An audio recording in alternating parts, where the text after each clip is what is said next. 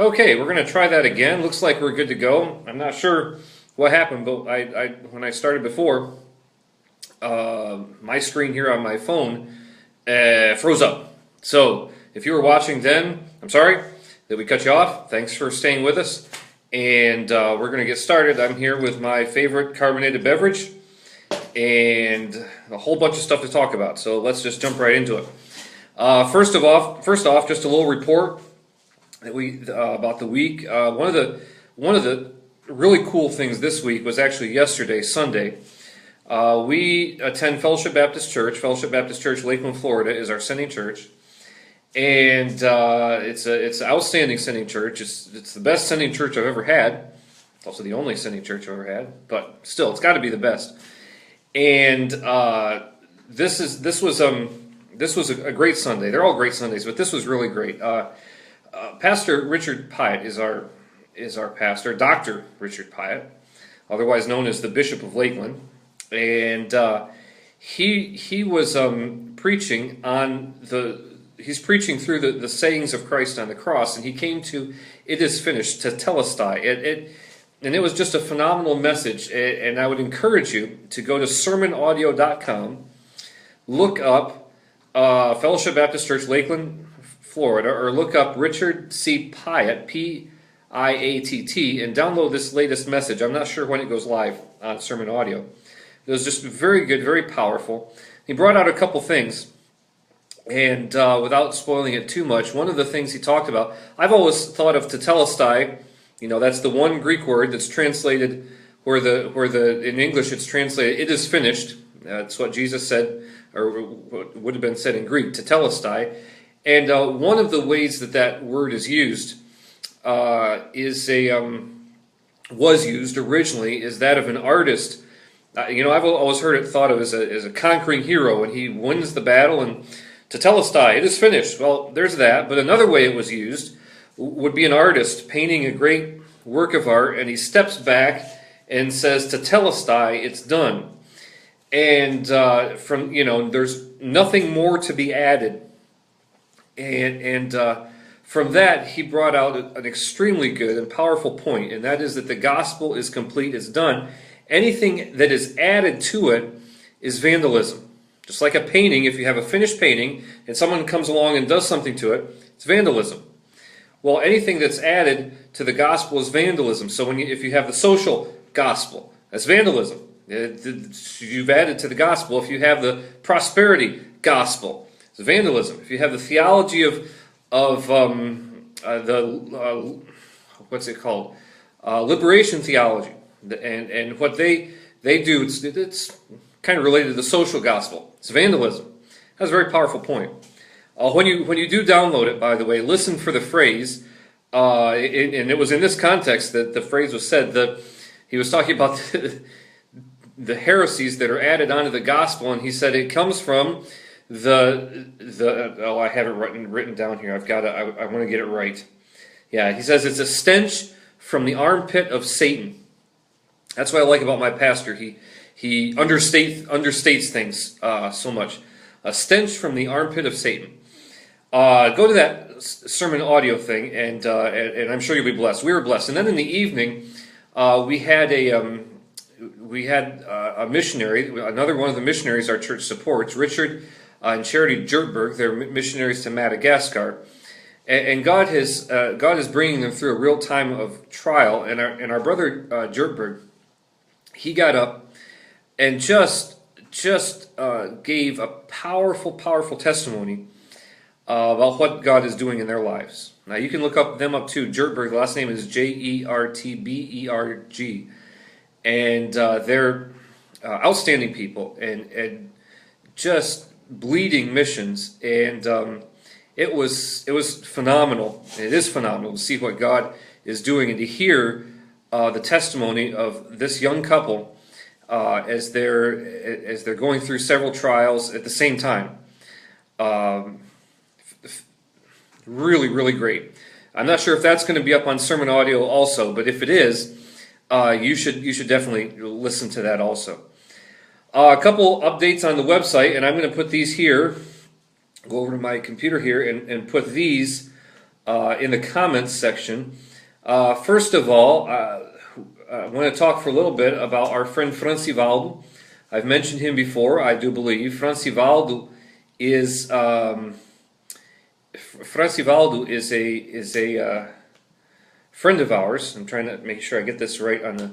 Francivaldo is a young man in Brazil who a very good friend of ours, but also just a top-notch young man who our church sent to the seminary with the idea that he was going to come back when he finished and graduate. Once he graduated, he was going to come back and serve with our church. Well, he's been in seminary now for the past 4 years, and he's just coming back. He's just graduating, and he just joined our Brazilian mission agency. It's called MAB, M-A-B, the Brazilian Auxiliary Mission, it's called.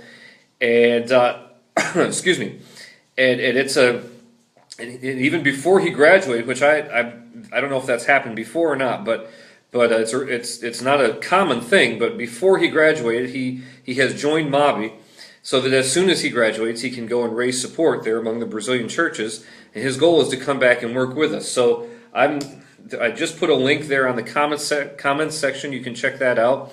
Francivaldo, you'll see a picture of him at that link, and explaining a little bit more about it. Francivaldo's the guy in the middle, dear friend of ours. And what's really exciting now is that we're sitting down with him, and he just sent us a whole list of things he'd like to do at the church, and we sent those to the leadership at the church, and I'm looking over it, and they're looking over it, and Francivaldo's looking over it, and we're narrowing it down so that then we can see what exactly he's doing. What exactly he will be doing when he comes back. So this is exciting stuff. Looking forward to him being on our team. It's going to be just a fantastic experience. He's worked with us before. We've had the privilege working with him before, and so we're kind of giddy about the whole thing. There's that. You can be praying for him that his support will come in and all of that kind of stuff. And then, of course, this week was Thanksgiving. Let me by the way, just want to clear something up. Many of you may have turned in on Friday. You said, "Oh, Andrew's live," and tuned in on Friday. And I was there talking, but you didn't understand it because it was in Portuguese, or like we like to call it, pork and cheese. So what I'm doing is Thursdays I'm doing a broadcast in Portuguese, and it's for the people at our church, and getting them ready, and also anybody else that speaks Portuguese that wants to listen in. And we talk about a lot of the same stuff. They're not exact reproductions of what we do in English, but there is some overlap, of course, in Portuguese. So, and I usually do those on Thursday, Friday, because Thursday was Thanksgiving. So Friday I did it. This last week I did it on Friday. This week will be on Thursday. So once again, you'll see me pop up live on Thursday. Click on it. I'll be speaking Portuguese. If you want to listen to that, wonderful. If you speak Portuguese, listen in. It'd be great. So anyway, going back, in Brazil, Thanksgiving is not a holiday that's commonly celebrated in Brazil. We have a couple opportunities in the English-speaking world the ESL world, to witness using Thanksgiving, because it's a aspect of American culture that people are curious about. However, there is a tradition within Brazilian churches that has to do with Thanksgiving that I really, really think we should get in that habit here in American churches. It's just the most beautiful thing. I'm going to try to describe it. Well, what I'll do is I'll put this link here also. This is this link right here is also from our website, and explains a little bit more about what I'm talking about. But basically, whenever someone one of the members of our church receives a particular blessing, they get a job, something happens, they just want to thank the Lord for it. Someone was healed of a sickness, or any number of things can happen. They come to the church, and they'll come to me, for example. They say, "Pastor, I need to have a Thanksgiving service," and so we'll either have the service at their home or at the church, and it's a special service with singing, with preaching, and all of that. But the purpose of it is to give thanks to God for that particular thing.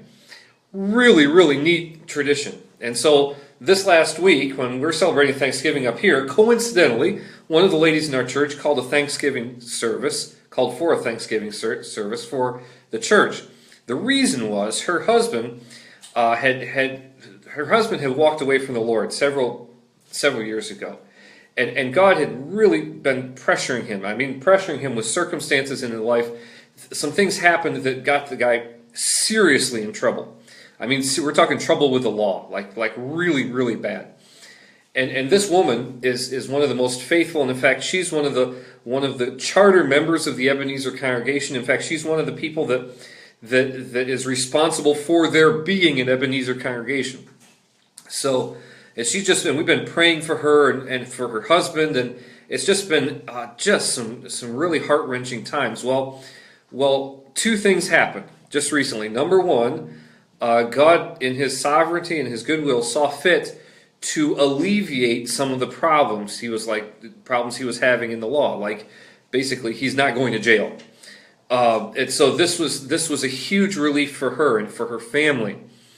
And then also he at the same time returned to Christ, returned to the Lord, and repented of his ways, and has come back into the fold.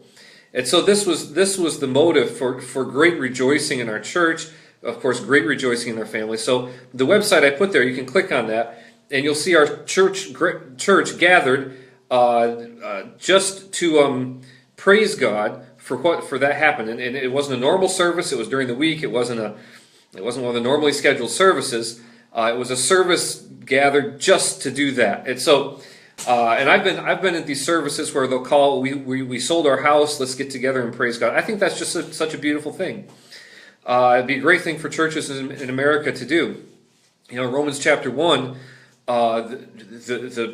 there's this whole list of sins and this whole progression. Things just go bad for worse. But you go back, what started it all was that people did not give thanks.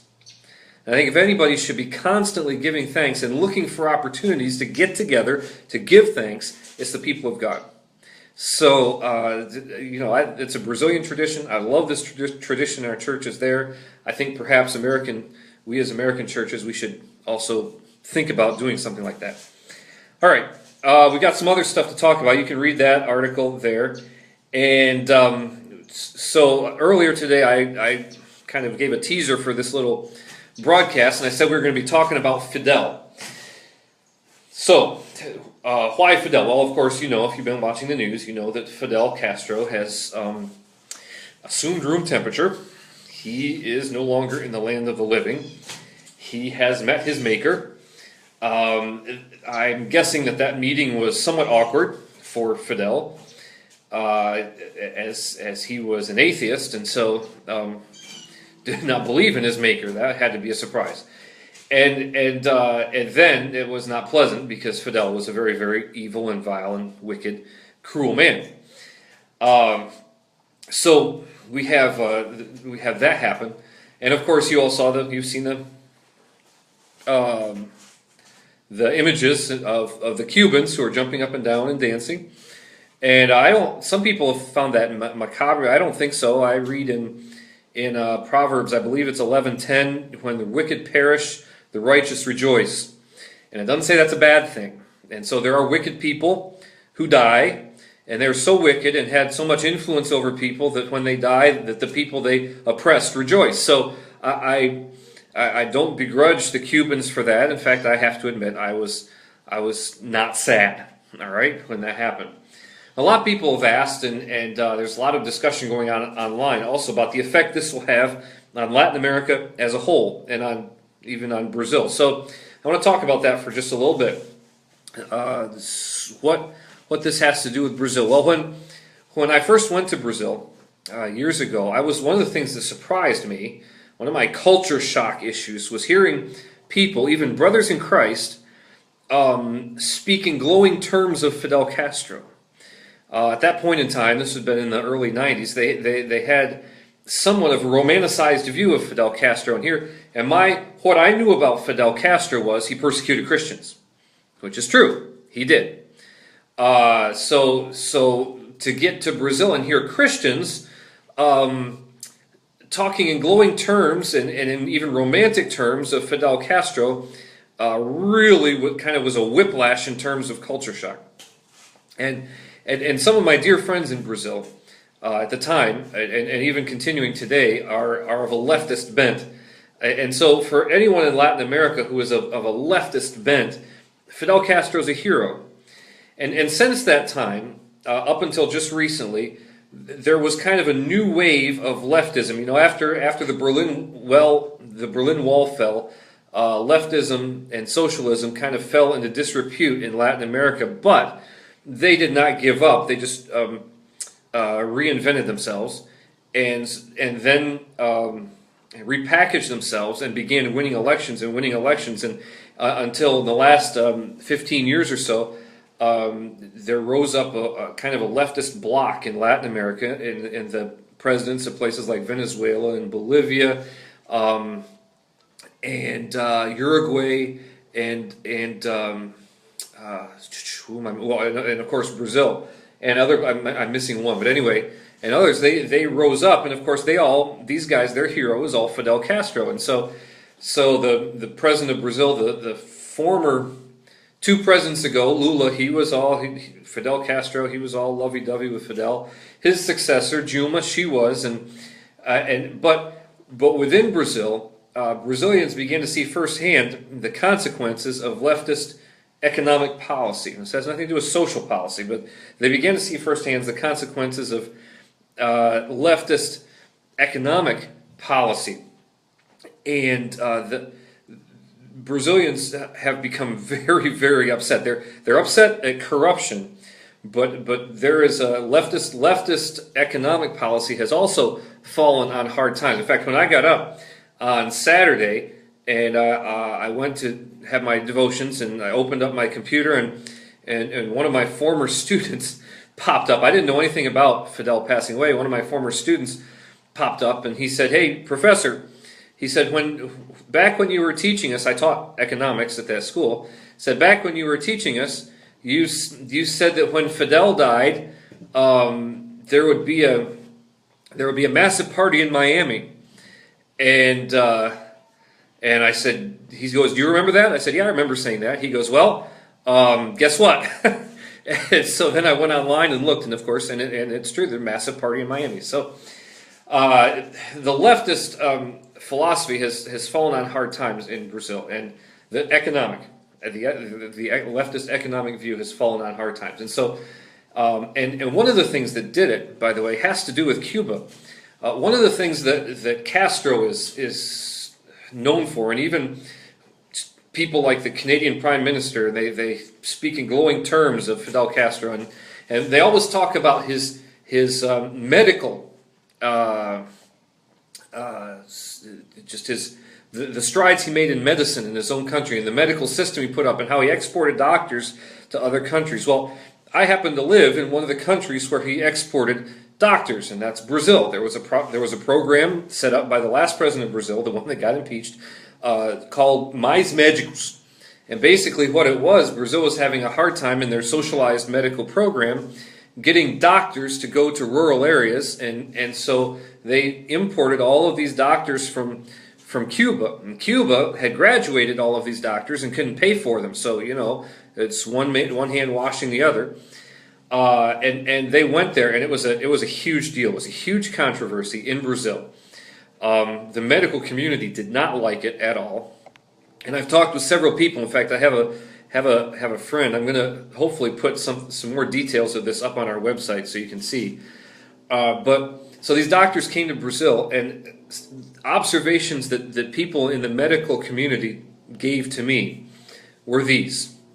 First off, the doctors were, by Brazilian standards, the doctors were undertrained. Okay, in other words, they were not. Their training did not meet up to Brazilian standards. I'll let that sink in. Their training did not meet up to Brazilian standards. Secondly, and this comes from the mouth of the Cuban doctors themselves, they lived in misery in Brazil. Why? Because the Brazilian government paid a certain amount for each doctor that came, but only a small fraction of that, enough to eke by a living in Brazil, only a small fraction of that went to the Cuban doctors. The rest went to Fidel, went to the government of Cuba. And so this at best is a form of indentured servitude. And at most, at worst, it's borderline slavery. They send the doctors over there, give them just enough to live, and it's a huge cash cow for whom? For the Cuban government. By the way, the guys in Cuba, or Fidel Castro and his group, the elites, they live in palatial mansions while their people live in poverty. It's another light bulb that should go off. But anyway, so this whole thing, and then just as I was getting ready to do this, an article popped up on my screen in my Twitter feed from Globo, which is the big Brazilian news agency, and it was in the sports section talking about the Brazilian, how during the Olympics the Brazilian female volleyball team befriended the Cuban female volleyball team and took them shopping for items that they could not get in Cuba. Items such as toothpaste, deodorant, soap, basic necessities. And it even said that these Cuban athletes, to get these things back into Cuba, had to hide them. Interestingly enough, you know what else you have to hide if you had to hide if you want to get it back into Cuba? Bibles. So people have talked about the literacy rate in Cuba. Okay, so wonderful. So he taught more people to read. That's good. Give the man credit. Killed a lot of people, taught a lot of people to read. All right, if that's what can they read? I know one thing that they cannot read, and that is the Bible. Because the Bible, I know people who've tried to get Bibles into Cuba. The authorities have not looked on that with very well. They don't like it at all. So, just all of that to say this. This is there's in the Brazilian reaction to this. I've noticed, and this is pleasing to me. This is encouraging to me. That the Brazilians are looking at this and saying, well, I've seen more voices in Brazil. Some of course, there's old leftists who are unrepentant and will never change. And it's funny that these are the guys who condemn the abuses of the military government in Brazil back in the 60s, and they should. It was bad. But then they say sing the praises of Fidel, and that's just inconsistent. You can't have it both ways. And then you begin to realize, well, then it's not totalitarian that's a problem, it's an ideology. By the same token, I don't believe that we should be singing the praises of the military government in Brazil and meanwhile condemning Fidel. We also can't have it both ways. When a government is totalitarian and when it is evil, we have to call it out. We have to call it what it is. It doesn't matter who it's aligned with. We can't try to manipulate the facts. The facts are the facts. So, anyway, that's my take on the whole relationship with Brazil and Cuba. One interesting side note, a few years ago, I was at a conference in Brazil, and it was a conference of a large publishing group, and it publishes some of the Reformed people, R.C. Sproul, John MacArthur, some of those guys' works. And I was at this conference, great conference, and one of the speakers was D.A. Carson, just to give you an idea.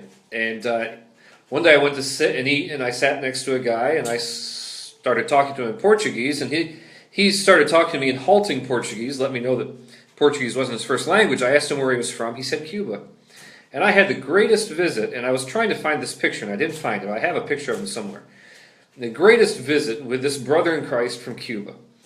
I felt honored to be in the guy's presence, knowing what Christians go through in Cuba, knowing how hard it is to live an open Christian life in Cuba. This brother, who somehow got to Brazil to be at this conference, it's fantastic. It was just one of the highlights of my life. So that's my take and my observation. I believe most rank and file Brazilians are not sad at the passing of Fidel Castro. There, of course, are the liberal elite, and they will, of course, be sad when they'll be sad when the dictator of North Korea passes away. So it's a question of ideology, and not a question, no attempt whatsoever on trying to be consistent with principles. So that's the take. So that's where I am for now. Next week we're going to have some more interesting news. I had an article all ready to go today about the challenges of working with indigenous people. That's one of the themes, by the way. If you have not yet read the Missionary Max and the Jungle Princess and Missionary Max and the Lost City, that's one of the themes and one of the threads that runs through it. Both books is the challenges of working with indigenous people, not necessarily the challenges presented by the indigenous people themselves, but there's been a whole ideology that has risen up, talking that makes it very difficult for missionaries to get in and present the gospel to indigenous peoples. So we're going to talk about that a little bit next week, if something else doesn't happen, if some other major dictator doesn't die or something else that I have to talk about besides that happens. So I'm going to leave you with there. If you haven't picked up the book yet, be sure to do it. Today is Cyber Monday, and then there's no discount on the book. It's still the same price as it always was, but great stocking stuffer. Got to tell you, great stocking stuffer.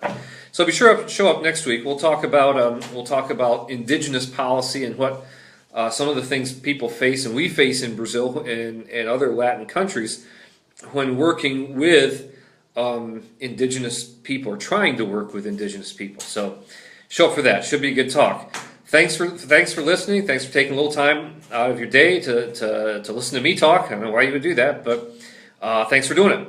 And we'll see you. We'll see you next week. A question just popped up here. Patricia, hi Patricia. From Cortland, and I remember back when we were on deputation. If I'm not mistaken, we had dinner at Denny's one time and talked about missions and ministry. So if that's the right person I'm talking about. Anyway, Patricia just asked what age group the books are for. I wrote these thinking they would appeal most to people to older teens to young adults. And I've had plenty of those people say they've enjoyed it. But what has surprised me is that younger children have also said they enjoyed it. Kids that are 9, 10, 11 years old, 12, 13, have said they enjoyed it. And basically, I was talking with someone, in fact, I was talking with my dad about this, and he observed that if you have a young kid that likes to read, he's going to be able to read this. Of course, a kid who doesn't like to read, probably not going to pick up this at all. So, I wrote it for young adults, older teens, young adults. However, like I said, we've had several. I think I mentioned this before. It just blows my mind every time I think about it. I had one, I think, 10-year-old kid who read it and then made out of Legos a little, kind of recreated the scene from this cover. So that was pretty cool, I thought. So anyway, that's the age range. Patricia, thanks for asking. And if you have any other questions, by the way, we're going to close things down now. But if you have any other questions, feel free to send them. Either send me a personal message or leave them on Facebook. And I'll try to get to them in our broadcast. I'd love to answer any questions you have about Brazil, about our ministry, about the books. That's why I do this. All right? So, have a great what's left of your Cyber Monday. Find those deals. And I'll see you back here in a week. God bless.